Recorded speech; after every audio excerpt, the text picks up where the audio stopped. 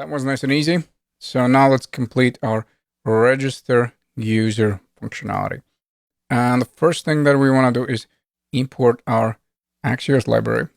And then in the register user, right from the get-go, we want to dispatch register user begin. And as far as how we're going to handle that action in the reducer, well, like I said, we'll set up is loading to true. So essentially, we're indicating that now we're performing the HTTP request. And as a result, the user won't be able to click one more time submit button. So that's the first thing that we want to do. Then we want to set up try and catch because we might encounter synchronous error, and therefore using try and catch is super nifty.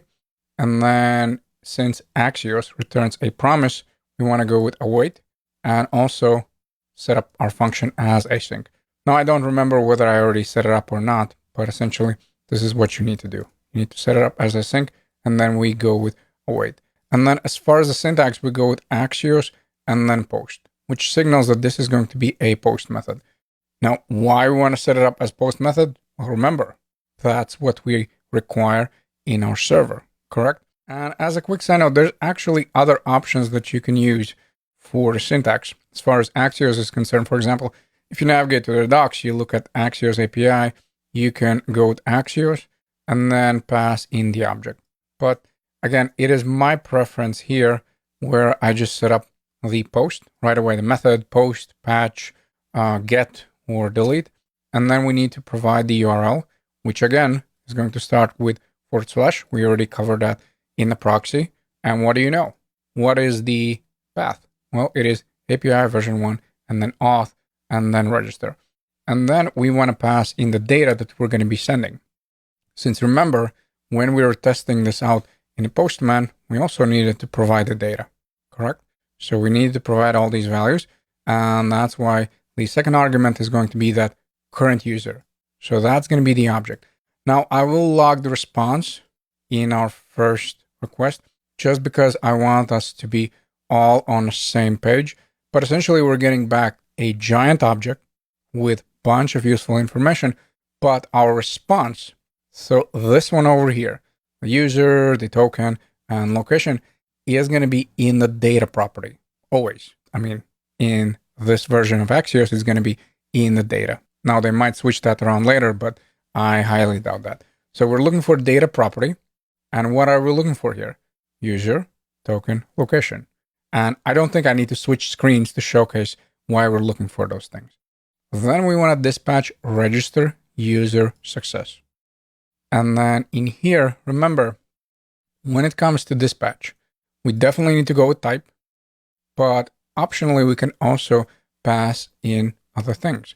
Now, in this case, those other things is a payload object with user, token, and location. And if we scroll down and take a look at our action type, in this case, in the reducer, what are we doing?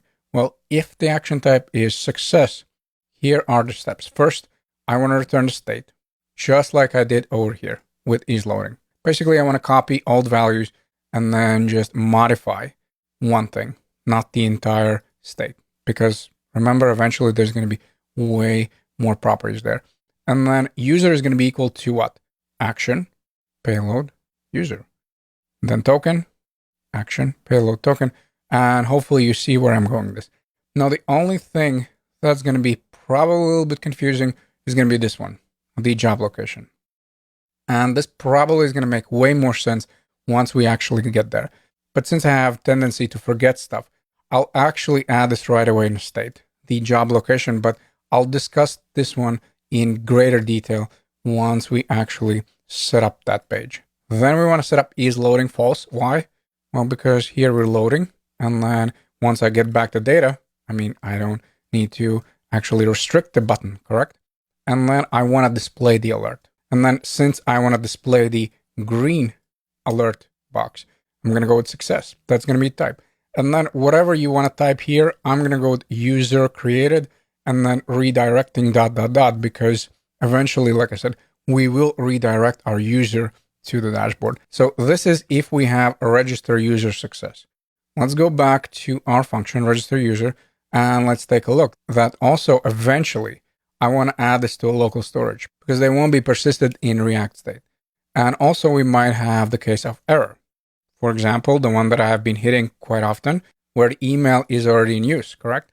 And again, since this is our first request, I'm going to go with error and then response because this is where with Axios we get a bunch of useful info. Again, this is going to be a giant object and we're looking for data and then a message. Why?